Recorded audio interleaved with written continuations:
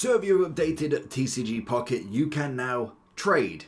And I use that term loosely because it is interesting. So we're going to run through how do you trade, what's the ways, all of that jazz. So if you're in the social hub, obviously here you've got the trade that is now available and you can click into it and you'll see that we do have points and then we have like refresh rates. So obviously, like anything with the pack hourglasses and the wonder pick, you have got a certain amount of stamina that you can trade with. Obviously with this you will get points to be able to bring it back and you'll be able to do more with it if obviously you put gold into it. So it's kind of like any other service as such, and especially if you are looking to trade quite a lot, you've obviously got the custom here that you can obviously put in and add more. So obviously, as you can see, I can add gold to it to make it extra points on top. So if you want to do that, that's possible, but obviously with the level of trading that you can do, the likely chance is that you probably won't use this feature for a while anyway.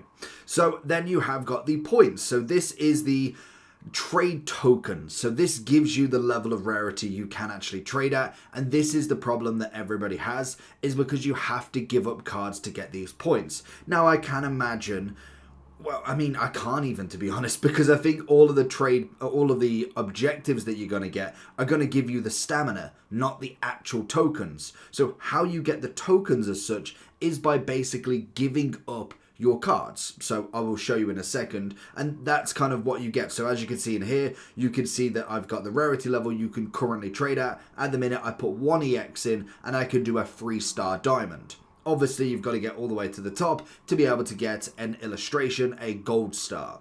So the way that you do this is if you go into your deck right now, we can obviously give up a certain amount. Now, obviously, it's got to be a certain type as well. So, for instance, a 2-star won't be able to do it. But if we get, say, a 3-star, I think they will give you 25 points. So, obviously, for them, you will get them, and likely chances you're not using that many victory bells.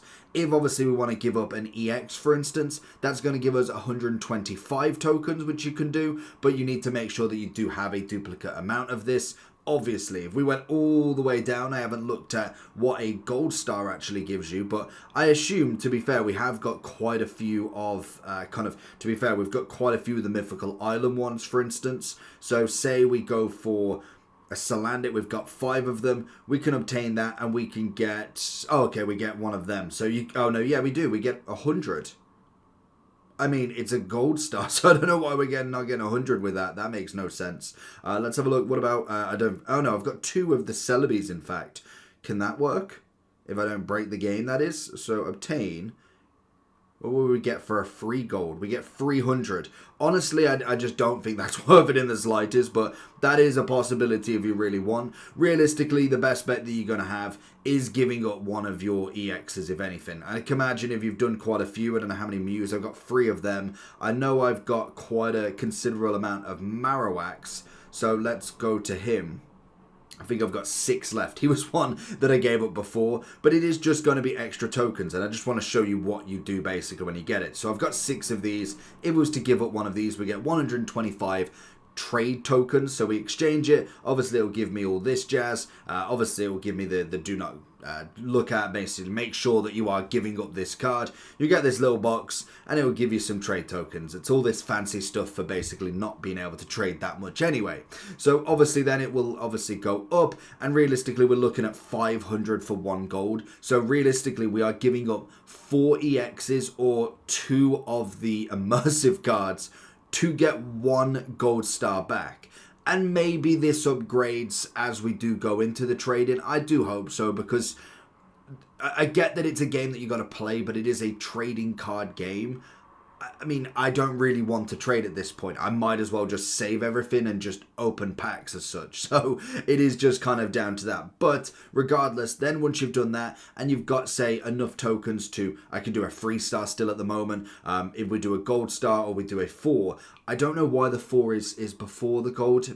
Make it make sense, but you can obviously do that. What you do then is you would then go into your trade, and then you would basically pick a friend. So if I just go into a random person, I'll see who I want to trade with, and say I want to put in a Venusaur. I obviously only own 300, so say we want to go for Butterfree. I click OK, and then it will be able to go in and trade, and then they will be able to put up a card as well. We'll both click OK. It's 1 stamina for them. I can imagine as it goes up in rarity, the more stamina that you will use, and that's all you've got to do from there. Obviously, if I click OK with that, they'll go to them and request, okay, do you want this? And then you'll trade something back. We'll both confirm, and it will trade. And that's all you've got to do. I think it's a very long-winded process for something that could be very simple. I don't think you need the tokens. I think you realistically just needed the stamina, and that would have been fine. But that's what they've gone with. Let me know if you are going to trade, or is there really any point? Let me know.